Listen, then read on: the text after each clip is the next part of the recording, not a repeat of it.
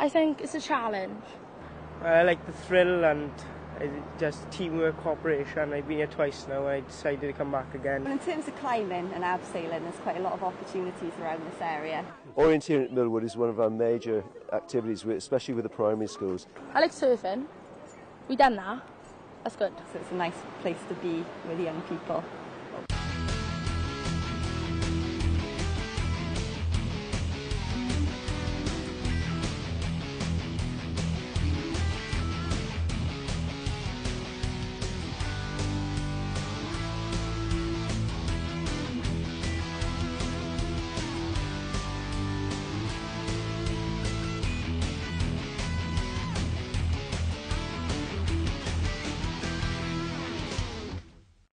I'm Catherine Rowe, manager of the 3 Gower activity centres for the City and County of Swansea.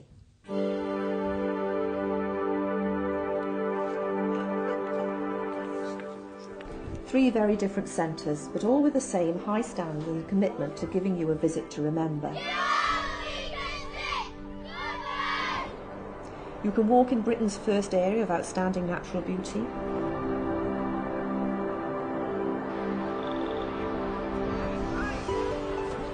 surf the famous Ricili beach waves, climb the 3 cliffs, or just enjoy some of the best beaches and scenery in the country. The first centre, Bolver House, is in the Gower village of Port Inen, about 18 miles from Swansea and close to the M4. The house is situated in grounds bordering the sand dunes and beach.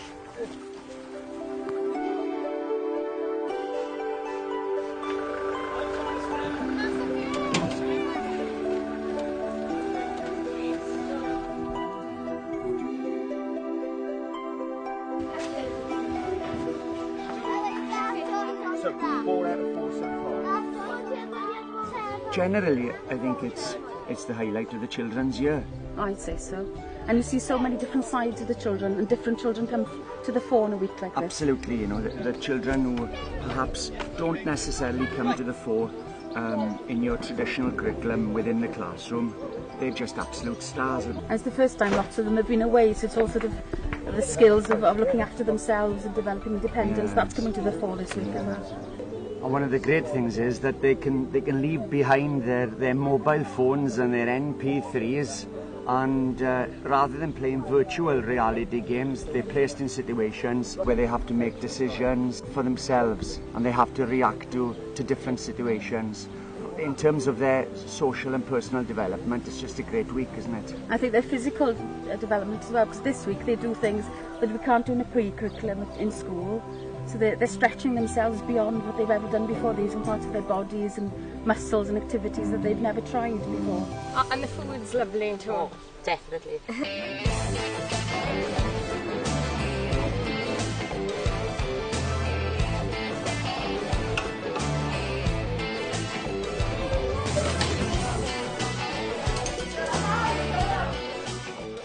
Danacoid Activity Centre, our second one, is a grand Victorian house which lies just on the outskirts of Mumbles village on the fringe of Swansea Bay. The beach is 2 minutes walk away and the city centre is a short bus ride.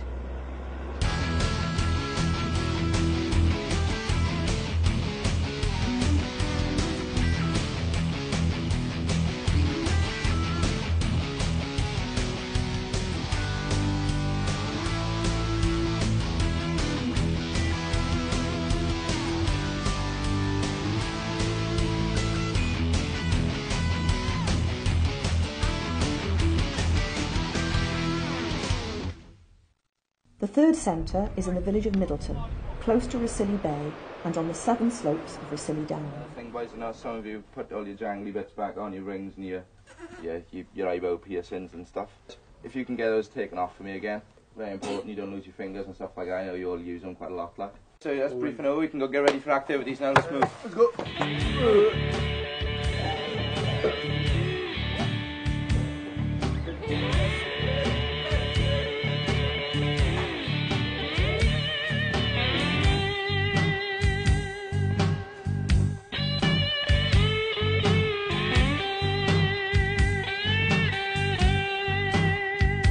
Centres facilities here, the bunk beds for the boys and the kitchen and stuff. It's excellent. It's just what they need. It is. I think, you know, coming away from school in a non-academic environment, you know, will give the kids a chance to flourish. Yeah. I think they can celebrate their achievements outside of the classroom, and I think for some pupils perhaps it builds on their different skills like teamwork, communication. Right. There's also a few characters have emerged this week. There have indeed, Come out of the shells, yeah, fair play. They have. Excellent. And the activities, you know, a wide range of activities with the canoeing, surfing, the abseiling, and orienteering, the mountaineering, fair play.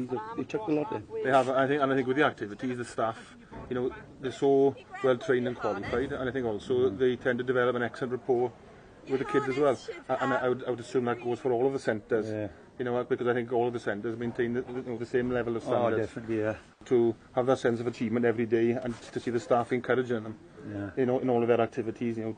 Life skills, really. Yeah, I think so. Definitely. Teamwork, cooperation. You know, a lot of these boys have developed some good social skills this week as well. But I think for a lot of the boys, you know, who perhaps don't necessarily perform in the classroom, you know, it's giving them a chance to express themselves. It's giving them a chance to gain some respect amongst the peers and also amongst us as members of the staff. Every activity we've done, I've had total confidence in the instructors. You know, they've been excellent, very professional. Health and safety is one of their main priorities. The way that they've set up everything, the way they explain the activity, it's been excellent. I've got full confidence in it. You guys make sure you got your helmets on at all times, okay, guys? Because of the confidence that they inspire in us, it inspires the same confidence in the children. Because they're so highly qualified and because they work so hard to develop excellent relationships with the pupils, and, you know, I think it makes for a much more successful week, and the activities are far more meaningful then for the kids. There are two things that spring to mind when people ask me about my job, and that's the children and young people themselves and the instructors.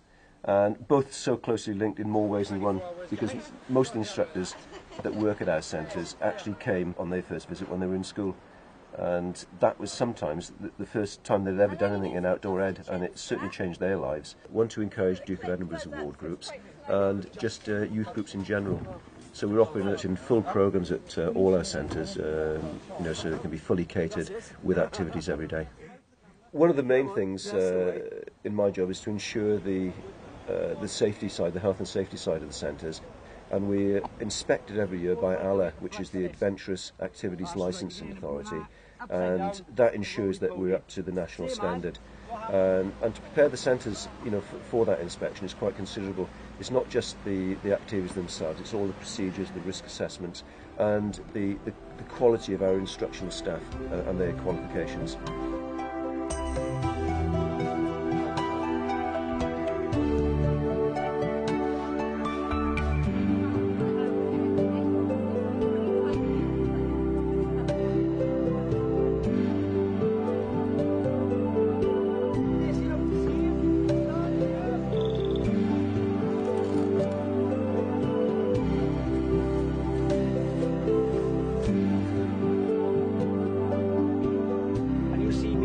One of three signals. First one,